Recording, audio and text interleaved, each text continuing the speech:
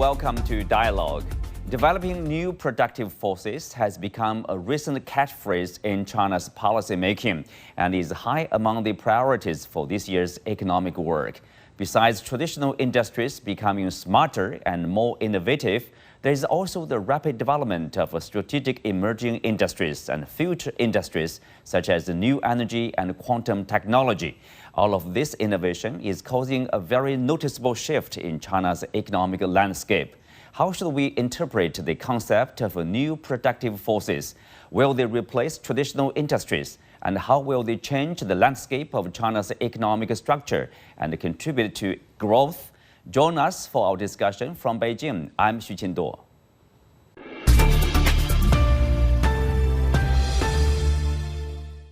Joining me today are Professor Carl Fey from BI Norwegian Business School in Oslo, Wang Yaojing, Assistant Professor in Economics of Peking University, and He Weiwen from the Center for China and Globalization. Welcome to Dialogue. So Yaojing, I will start with you. So what is the definition of the new productive forces? What does it refer to? Well, President Xi mentioned that the new productive forces is categorized by innovation and quality improvement. So, and it's also characterized by the total productivity being increased instead of just pouring in labor and capital inputs, but the innovation and this quality increasement is bringing the efficiency up besides just giving in more inputs. Mm-hmm. So, Mr. He, what's your understanding, what's your interpretation of this new phrase, new productive forces here? What is new? As compared to tradition. The traditional productive forces have been studied for centuries, but now we have to advance to a new productive forces that measured by the added value created by the production forces. The traditional production forces, of course, create a lot of value. It's not enough, far from reaching our goal. So we have to advance the productivity, means the higher laborer and the higher productive tools. So as they combined, so for instance, artificial intelligence, quantum computing, new energy, and big data, so as to create a much higher added value than traditional industries. Mm-hmm. Let me, put this question to Yaojing again. If you look at the new productive forces, the new phrase or the stress here, how do you describe, how do you define, what are the features, how is it different from, say, traditional productive forces there? Well, yes, I think there are three dimensions there. One is that traditionally we've been pouring labor and capital and building and those inputs, and that would reach a plateau, which this is what the phase we're facing now, is that we're reaching this plateau that is the marginal benefit from pouring resources is very limited. And so we have to increase the total factor productivity, is that without pouring those resources, we can still increase our efficiency. The second dimension is the innovation versus just copy imitation, right? And the third dimension is quality instead of quantity in the traditional way. Mm-hmm. Mr. He, we know that President Xi mentioned, this phrase during an inspection tour to the northeastern part of China in Heilongjiang. This is a little background of this phrase of being mentioned. So he talked about, new energy, new material, and high-tech manufacturing as industries that should have become new productive forces there. So does it have something to do with, say, the revitalization of the northeastern part of China, or let's say, does it have something to do probably with this larger background of the Chinese economic slowdown? Of course, it is continue to grow, but the growth is slowing down. It refers to the advancement of the traditional industries in northeast of China, which is a traditional industrial base of the country. Still, it has a larger perspective covering the whole country, looking forward for the future. Because the prime importance of this slogan is, I think, for by the year 2035, China will become a medium developed economy. That means if we measure the world, the medium developed economies, we should find out that their per capita GDP is around $25,000 to $30,000. China last year was only $12,500. So we have to double our per capita GDP. The only way is to raise our total factor productivity. That means the only way is to rely on new productive forces. The total labor productivity of China, according to the Groningen University of Netherlands, was $11.7 per man hour in 2022, while in the United States, it's $77. And in Germany, France, $68. So we have at least to double our per hour output to $25 or $30 at least to become a medium developed economy. So the only way is to raise productivity tremendously. The only way is to rely on higher technology, artificial intelligence, big data, new energy, and new materials, quantum computing, so on and so forth. In terms of policymaking, I'm wondering, what does it require to grow those, let's say, new frontier, let's say, science and technology? I mean, for the government, the central government and the provisional government or local government, their policymaking, what they need to do? I think, first of all, we have to carefully follow the latest developments of the world, not only to work by closed doors. We should find out each industry, each advanced industry's development status in different parts of the world, especially in the most developed advanced economy, United States. Then we should find out the gap, the true gap, and the pathway to reach that level. I think the important thing is the government should spend a lot of money to support innovation, research and development of the basic research, and leaving most of the job, the innovation, to the market, to private industries, we should rely heavily on the corporate innovation instead of mere government money. And the government money and the support measures should also, very important, be in compliance with the WTO rules, no discrimination, supporting all the economies, all the enterprises, SOEs, private or foreign, in China. Carl, you earlier mentioned about, in the past, probably for a developing country like China, it's probably easier to follow and copy even.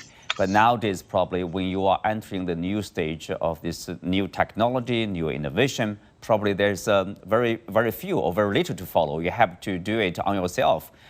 Previously people would call that, late move advantage. And now probably we can create some, probably first mover advantage. Absolutely. China needs to be a first mover advantage, and there are a number of things that they can do to get that. One thing that I think the government has done a pretty good job on historically is focusing on some areas. In other words, saying the battery industry, for example. China very early recognized that this was going to be critical for electric vehicles, and electric vehicles more broadly are two areas that China really focused on early, when I think some places in the world were still wondering, is this actually going to really be as big as some people think? This has benefited China tremendously. But one thing China's not done a very good job of, in, for example, the electric battery industry, is it's fairly distributed across the country. And we know from Michael Porter's theory of clusters that there's a lot of benefits to be gained from being co-located so that other related industries develop around that, and you have more universities developing to get good high quality learning, et cetera, high quality workforce. So one thing I think that could be done is a little more concentration following this cluster approach. It has been done well by the Chinese government in many other ways, like free economic zones, et cetera, but I think there's some focus that could be done there. The second thing is changing the education system to be more about innovative thinking and creativity. I think this really is needed. And the third thing is to continue to encourage and incentivize companies to invest a lot in R&D. You need R&D. China's doing very well in this. They actually had R&D output grow in 2002 by about 10%. They invested more in 10% more in R&D than the year before. And most of this, about 90% of this, is from companies, not from the government. So some people critique around the world, oh, the government is all that drives R&D in China. Actually, companies are investing a lot. You look at companies like Huawei, which has invested much more than its competitors now for almost 2 decades. And that's one of the reasons they've seen some recent successes. Carl, are you suggesting that, on the government side, of course, they have their role to play in terms of policy making, in terms of issuing guidelines, but for the companies, individual firms, so they have their own probably priority or their own role to play, for example, as you mentioned, to invest more in R&D? Both of these things are needed, both the government support and the company actions. Of course, company actions can be influenced by government, for example, giving some discount if you are investing more in R&D as a company. And the government has other roles to play, such as something you mentioned before, which is the need for good intellectual property protection. China has improved tremendously on this in the last years. In fact, most people around the world outside of China don't recognize how much it has improved. And so this might be something that China would want to look at to encourage people and companies to invest more in R&D so that they know and are confident that their intellectual property will be protected, and so that foreign companies, when they come to China, will recognize and feel comfortable that their intellectual property will be protected. And there, maybe the biggest thing is not actually doing further things, but advertising how good intellectual property protection has advanced in China, because most people around the world really don't recognize the current state. They're thinking about a state of intellectual property protection a decade ago. Well, Yaojing, as far as I know, in the Chinese colleges and universities, you do see progress being made to encourage the students to be more creative, to be more innovative. But what else do we need to do in order to, say, catch up with or meet the demand or the expectation of this new stage and new productive forces here? I think what the Chinese government has been doing with education is that it has been constantly adapting to the market demand from the education side. For example, the Ministry of Education has been constantly reforming to cooperate with the national industrial strategies. They've been locating universities in areas that would need those majors. They need to say engineers. They will be locating engineering schools or majors into those areas. And also like the STEM program for strengthening basic academic disciplines is one of the most significant reform to build a strong talent force in science and innovation. And China is by far the country with the most STEM graduates. I think the 2020 number is 3.5 million graduates compared to 2.5 million for India and 820,000 for the United States. So back to your question, what can they do to further strengthen their creativity? I think that is to work more with the industry instead of just within the academic areas, because I think academic areas, we focus on things that could be slightly different from what the industries or what the real world would be interested in. So I think that what the actual impact that your research can bring to the reality could be also considered one of your, say, your academic achievements by the university. So when it's the university's standards for talents is cooperating these real-world impact, I think it creates these incentives for the researchers to gear toward their research towards more applications. Domestically, we are seeing the trouble in the property market, for example, and of course, export is slowing down, and then externally we do have the U.S. competition. This is the phrase they use against China. When it comes to specific policies, for example, there's export ban of these advanced chips to China, of course, the scrutiny of investment in China, things like that. They are factors affecting the Chinese economic performance. Against such a background, the new productive forces is raised. What's the relationship here? How can such a concept, such a focus, can help us overcome probably those challenges? Yes, good question. Of course, the new concept, new productive forces, is raised just on time at a very complicated background, both at home and abroad. At home, as I just mentioned, that by 2035, we have to hit the goal of the medium developed economy. So we have to double our per capita GDP and our labor productivity. So as the only way is the new quality, new productive forces. And at the background, we can also find that China already accounts for 30% of total world manufacturing industry.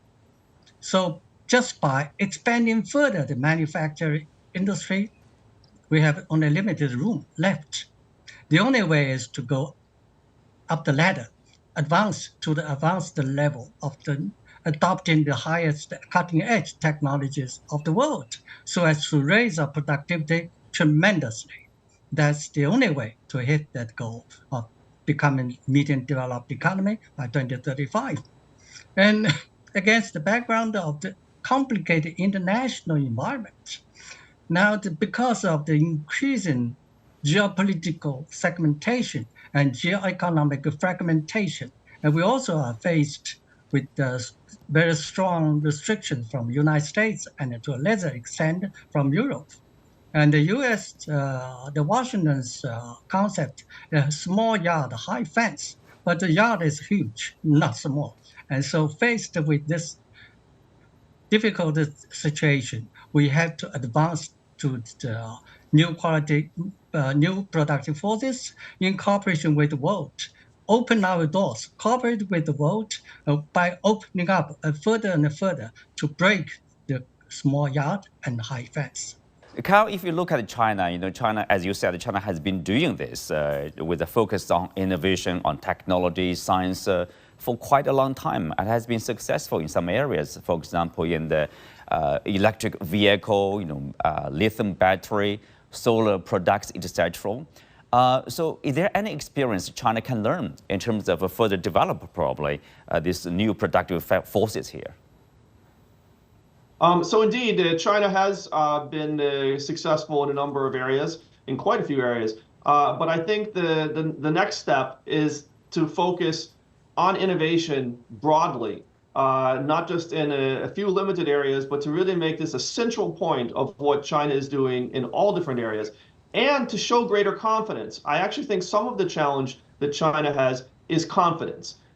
So, China, for example, often is copying the management practices that people have in other countries, But China is starting now to develop some of their own management practices as well. We think of China as being very hierarchical. We often say for innovation, we need to have decentralization. China has come up with a really interesting thing recently in several companies that is starting to be called digitally enhanced directed autonomy. That's extreme decentralization that we see in companies like Haier, where they have these micro enterprises, or where we see in companies like Handu, that they have teams designing clothing, where they're quite independent in their sales, their design, and their production of clothing. But what's different from what's happening in the West when you have this extreme decentralization is that in China, you have the goals being set by the top management, and you have very tight control, and you have this digital platform that is sharing a lot of information.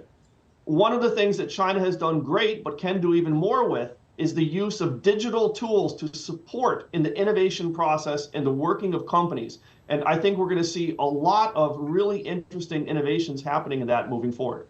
Well, Mr. He, if you look at this, we talked about the role by the market and by the government in terms of developing or, with the concept, new productive forces. Of course, when it comes to the role of the government, and for example, it's very controversial sometimes. Some of the practices like this industrial policies or subsidies by the government.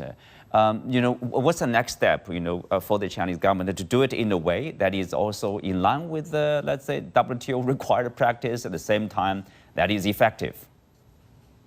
I think industrial policies is a general phenomena across the world. Many countries are applying or strengthening industrial policies by government to support the new emerging advanced technologies.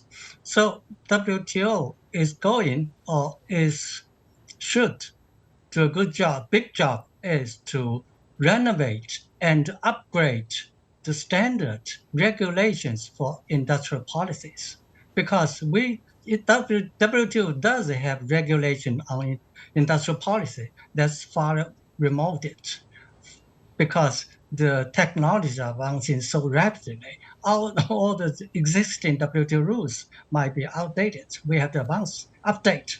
That's a big task for WTO. And in the country level, national level, we should apply industrial policy to support the new emerging industries without any doubt. But the important thing is non-discrimination should be free, open, fair to all economies, all players, without discrimination, without any yard or like-minded partners forming a supply chain to excluding some others, not in a like-minded camp. That would be wrong. So industrial policy should be equal, should be fair.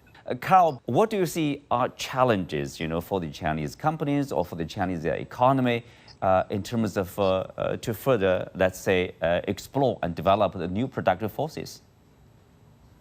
So President Xi and many people now in China are talking about new productive forces. I think Chinese companies need to work to develop new productive brands to complement the new productive forces. When we talk about going abroad, Chinese brands, unfortunately, are still not as well known as they should be. The technology is ahead of the reputation and of the brand. So this is one area that really needs work. One thing that could really help with that is that state-owned enterprises are often, very large companies in China, what we might call almost an industry in some other countries. And sometimes the subsidiaries in a state-owned enterprise are rather independent and see as their greatest competitors other subsidiaries that are part of the state-owned enterprise. Sometimes they don't work as well together as they could in positioning themselves when they're meeting foreign companies. And I think there could be perhaps some additional encouragement from the government that these state-owned enterprises truly work together as one company and not a group of other companies. It's hard because they're so large. This is easy to say, a lot harder to do. But this could also help with making a whole lot of efficiency savings in how one organizes the R&D, not to have too much duplication in different subsidiaries, et cetera. So working on the brand and working on the collaboration of state-owned enterprise parts together, I think are two areas that can really help make the new productive forces go to the next level. Well, reform of the SOEs there. Yaojing, if you look at China's investment in high-tech manufacturing, as we earlier mentioned, it grew by nearly 10% last year. But if you look at the output of the entire high-tech manufacturing sector, it grew by less than 3%. Why is that? Well, there are two folds to that. One fold is that, like I mentioned before, that investment, especially R&D investment, takes time to become outputs and then eventually become profits. So it has been the case for all high-tech companies making the breakthrough, especially in their starting phases. Apple, Tesla, they all have been through this phase. And the second fold to that is that output is one dimension of production, right? And we have quality, as we mentioned, is one of the characteristics of this new productive force, is that increase in quality and an increase in this value that's added to it is another fold that should be measured to be the output of the R&D. So that's why we mentioned that the investor confidence and investor patience should be very important to foster these kind of real innovation. And if investors and managers are short-sighted and focus on short-term outputs and revenues, it will be very difficult for industries to make truly profound breakthroughs. Mm-hmm.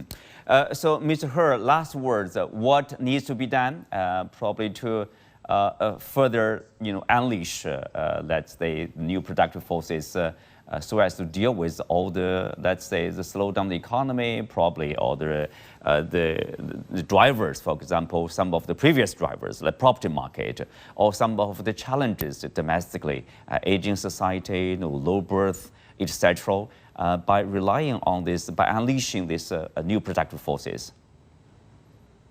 Yes, I think the fundamental way for China's economy is to rely on new productive forces. And there are many policies and many perspectives to be mentioned. I would like to mention 2 points, among others. First, we should energetically encourage the corporate innovation on indigenous innovation, not the innovation in general, because China is pretty good at from 1 to n, but relatively weak from 0 to 1. That's indigenous innovation is relatively weak. We are pretty strong, very strong in solar energy and solar panels, in lithium cells, and also new electrical vehicles. They are not indigenous innovation. We have to do that. Indigenous innovation, we have to create a very good innovation ecology, especially for cooperation. That's the first point. The second point, we should foster a sophisticated, well-governed capital market to support corporate innovation. On that note, we come to the end of today's discussion. Many thanks to our guests. You can also follow us on the CGTN app on YouTube. I'm Xu Qinduo. Thanks for being with us. See you next time.